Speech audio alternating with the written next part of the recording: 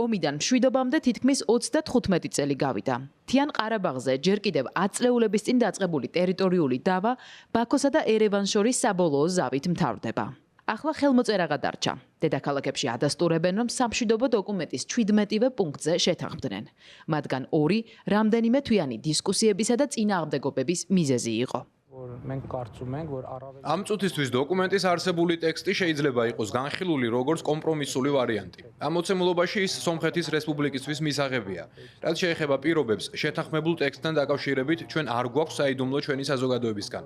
მისი პუნქტები და შინაარსი ყველასთვისაა ცნობილი. რა არის ცნობილი? პირველი, სომხეთი და აზერბაიჯანი ერთმანეთის წინააღმდეგ წამოწყებულ დავებს საერთაშორისო სასამართლოებიდან უკან გაიწვევენ. მეორე, ერთობლივ უარს ამბობენ საზღვარზე მესამე ძალის, ანუ ევროკავშირის სადამკვირვებლო მისიის განთავსებაზე. რაც მთავარია, სომხეთი დათანხმდა ბაქოს მოთხოვნას, შესწორება შეიტანოს კონსტიტუციაში, რომელშიც ჯერ კიდევაა გამოთქმული პრეტენზიები აზერბაიჯანის ტერიტორიებთან დაკავშირებით. ეს მოლაპარაკებების ყველაზე სადავო პუნქტი იყო, რადგან ერევანს კონსტიტუციაში ცვლილებების შეტანა ბაქოს კარნახით არ სურდა. ბოლო გზავნილებში პოზიცია შერბილდა და მწვანე შუქიც გამოჩნდა. აზერბაიჯანი ელის, რომ სომხეთი შესწორებებს შეიტანს თავის კონსტიტუციაში და ასევე სხვა ჩარჩო დოკუმენტებში, რომელიც აზერბაიჯანის ტერიტორიული მთლიანობისა და სუვერენიტეტის წინააღმდეგაა მიმართული. ეს იქნება პირობა საბოლოო ხელმოწერამდე.